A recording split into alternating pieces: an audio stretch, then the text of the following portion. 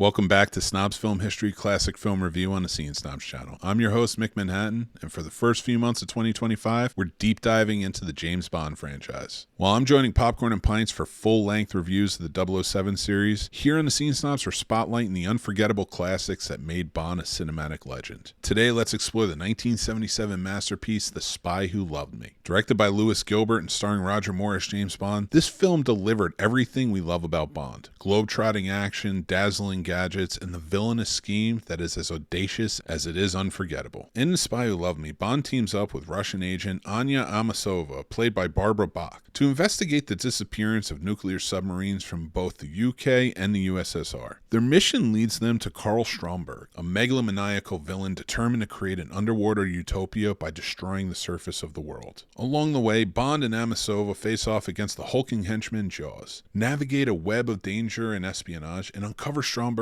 sinister plan beneath the depths of the ocean. Behind the scenes, The Spy Who Loved Me was a pivotal moment for the Bond franchise. After the lukewarm reception of The Man with the Golden Gun, producer Albert Arbacoli pulled out all of the stops to bring Bond back into the forefront of blockbuster cinema. The film's production design by Ken Adam is legendary, with Stromberg's lair Atlantis becoming one of the most iconic sets in Bond history. A fun fact, the massive tanker set used for the cinematic battle was so large that an entirely new soundstage had to be built at Pinewood Studios, later dubbed the 007 stage. Roger Moore, in his third outing as Bond, found his stride, blending charm, humor, and heroism. The film also introduced audiences to Jaws, played by Richard Kiel, whose towering presence and steel teeth made him one of Bond's most memorable henchmen. Jaws became so popular that he returned in the next film, Moonraker. When The Spy Who Loved Me premiered in 1977, it was met with critical and commercial success, solidifying Bond's place as a global phenomenon. The film grossed over $185 million worldwide, making it the most successful Bond film at the time. Critics praised its lavish production values, thrilling action sequences, and Roger Moore's charismatic performance. Marvin Hamlish's Oscar-nominated score, including the iconic song Nobody Does It Better, performed by Carly Simon, remains a hallmark of the franchise's musical legacy. The legacy of The Spy Who Loved Me is immense. It stepped up the Bond formula, blending high-stakes action with unforgettable characters and stunning visuals. While the Lotus Esprit cemented its place as one of the coolest Bond gadgets ever, the film's emphasis on large-scale spectacle influenced not only future Bond adventures, but also action cinema as a whole. Decades later, it remains a fan favorite, often cited as one of the best films in the series. As we wrap up our review of The Spy Who Loved Me, it's clear why this film is often considered the gold standard of Bond adventures. From its daring stunts to its unforgettable villains, it's a thrilling ride from start to finish. Thank you for joining us for our James Bond deep dive on the Seeing Snobs channel. Don't forget to like, comment, and subscribe as we continue to celebrate 007's cinematic legacy. I'm Mick Manhattan reminding you, nobody does it better than Bond. See you next time.